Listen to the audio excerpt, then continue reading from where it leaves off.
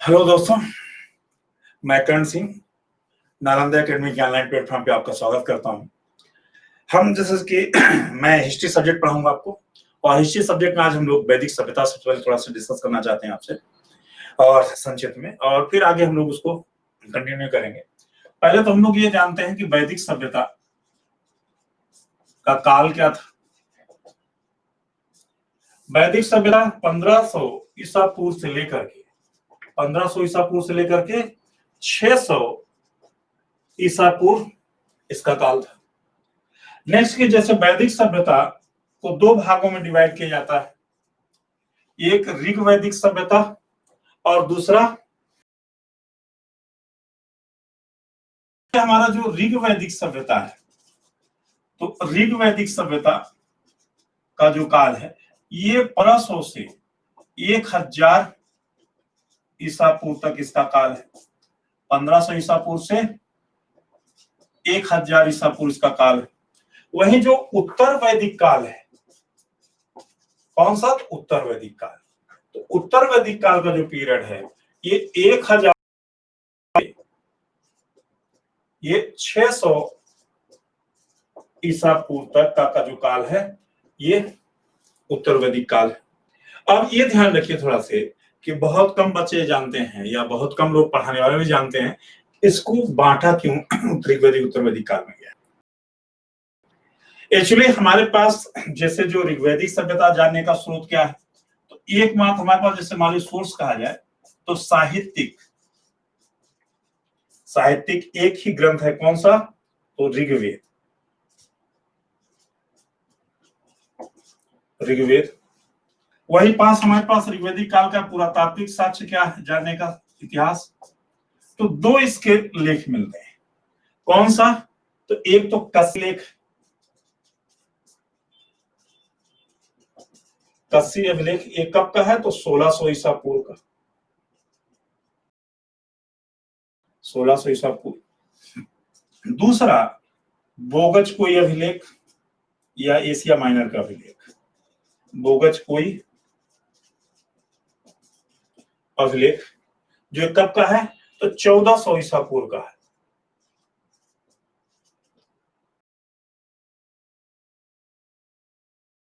अभिलेख से हम लोगों को जानकारी मिलती है कि सर्वप्रथम जो आर्यंस थे, तो आर्यंस सर्वप्रथम 1600 के समय में ईरान से यानी मध्य एशिया से पलायन किए थे, किस ओर? भारत की ओर। वहीं पर फिर बोगज कोई जो अभिलेख है ये 1400 ईसा पूर्व का, इससे हमको ये जानकारी कि जो मितन्नी राजाओं के बीच में युद्ध संपन्न हुआ था और उन्होंने साक्ष्य के रूप में जो वैदिक देवता थे, ऋग्वैदिक देवता इंद्र, मित्र, नासत्य और वरुण, इनको साक्षी के रूप में रखा था। इसीलिए इन दोनों के बीच का काल यानी 1620 और 1820 के काल को हम लोग यहाँ से 1500 ईसा पूर्व इनका स्टार्ट मानते हैं ऋग्वैदिक काल। नेक्स्ट किसको 1000 ईसा पूर्व तक ही क्यों लेते हैं? ये तो क्लियर हो गया क्यों लेते हैं। दूसरा इसको 1000 ईसा पूर्व तक ही क्यों लेते हैं? तो 1000 ईसा पूर्व तक इसलिए लेते हैं कि 1000 ईसा पूर्व के लगभग में लोहे की खोज हुई और लोहे खोज क्रांति ला दिया। और जो ऋग्वैदिक समाज था या ऋग्वैदिक कालीन जो समाज था ये पशुचारण समाज था। इनकी इकोनॉमी कैसी थी? तो पशुचारण वाला इकोनॉमी थी। और वहीं उत्तर वैदिक काल में फिर कृषि प्रधान अर्थव्यवस्था वाली इकोनॉमी हो जाती है, सोसाइटी सब चेंज हो जाते हैं क्योंकि लोहे ने व्यापक परिवर्तन लाया। और लोहे ने व्यापक जो परिवर्तन ला दिया तो इसके कारण ही सामाजिक, आर्थिक, धार्मिक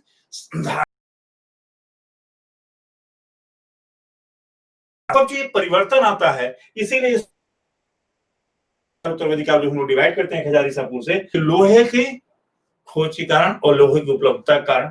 ये जरूर था कि भले शुरुआत में लोहे का जो उपयोग किया गया तो किस में उपयोग किया गया?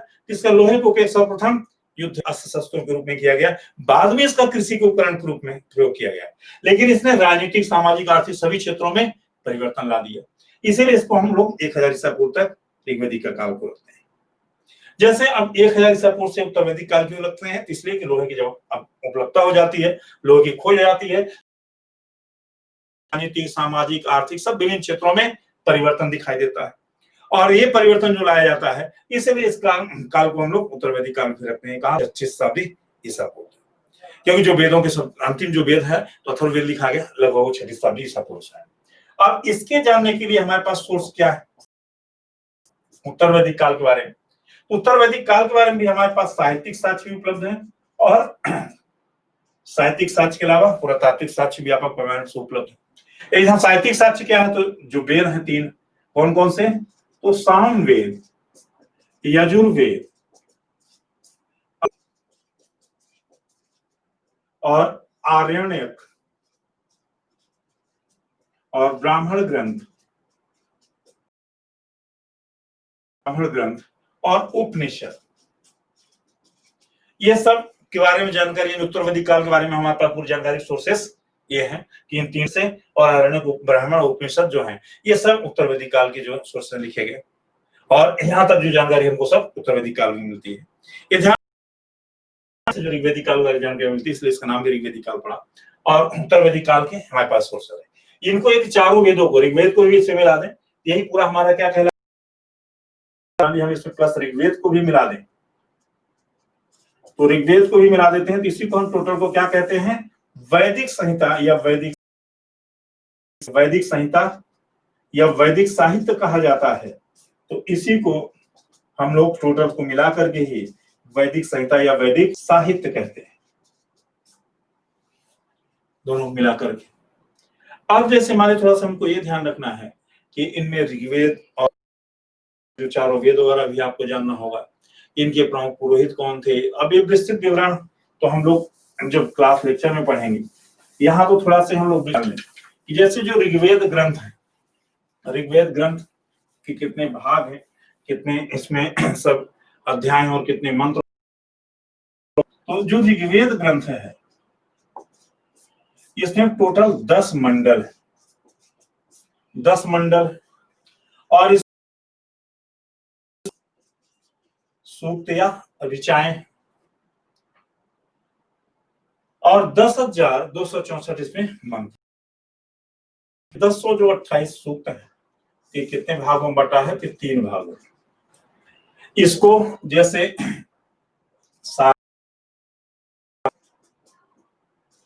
वास्कल, पहले बाल खिल आ जाए, बाल खिल और वास्कल, 3 भागों में इसको डिवाइड किया गया है।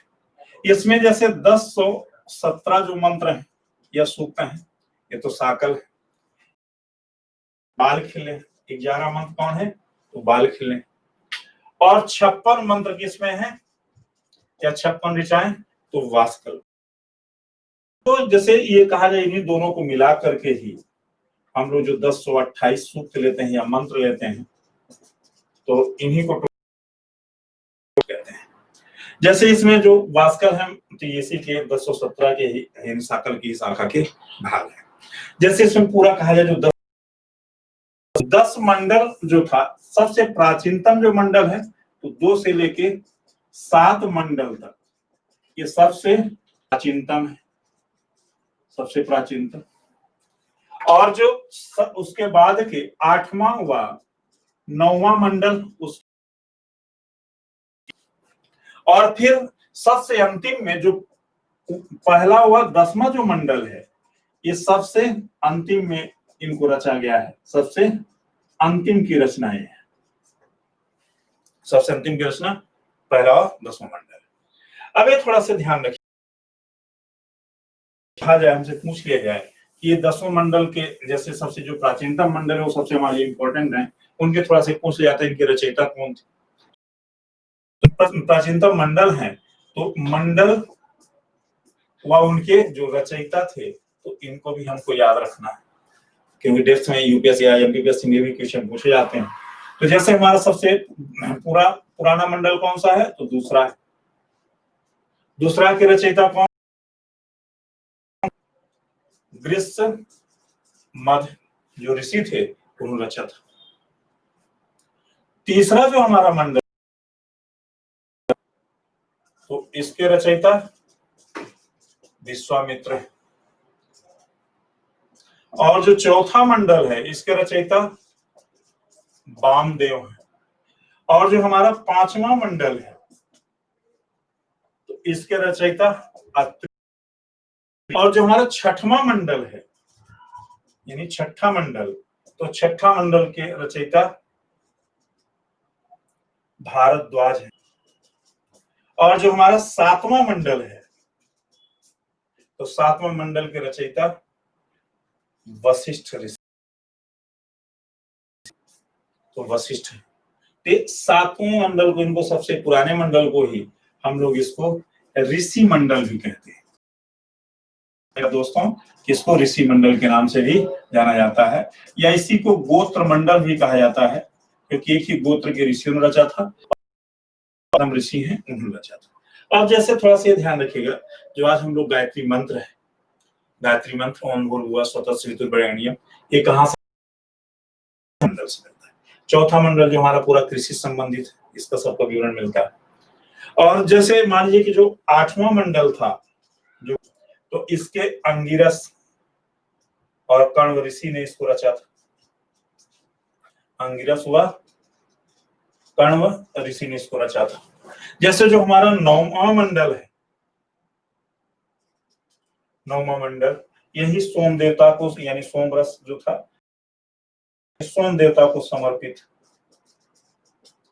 और जो हमारा फिर 10वां मंडल है, तो 10वां मंडल जो सूक्त में,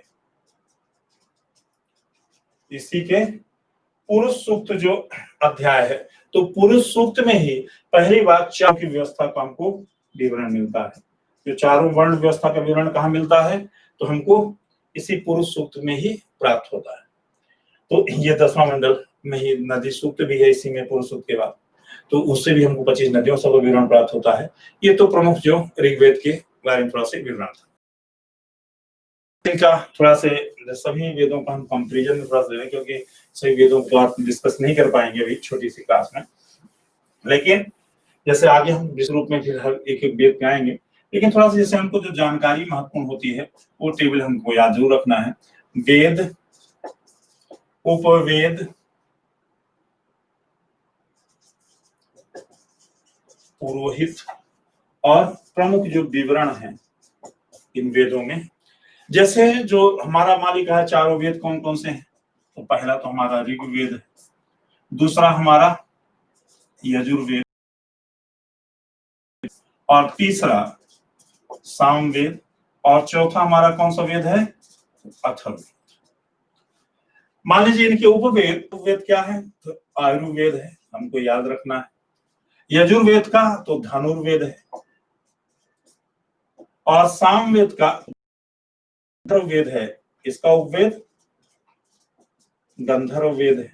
वही हमारा जो अथर्ववेद का उपवेद है, वो इसको कहा जाता है शिल्पवेद, इसका उपवेद शिल्पवेद है। अब थोड़ा से ध्यान ये रखिएगा बच्चों कि जैसे पूछे लिए जाते हैं, जिनके पुरोहित, जो ऋत्विक, पुरोहित को ऋत्विक कहा जाता था, जिसको संपन्न करवाता था पूरा यज्ञों वगैरह के रूप में, या इनके मंत्रों का जो उच्चारण करता था उस, तो जैसे ऋग्वेद का कौन था, तो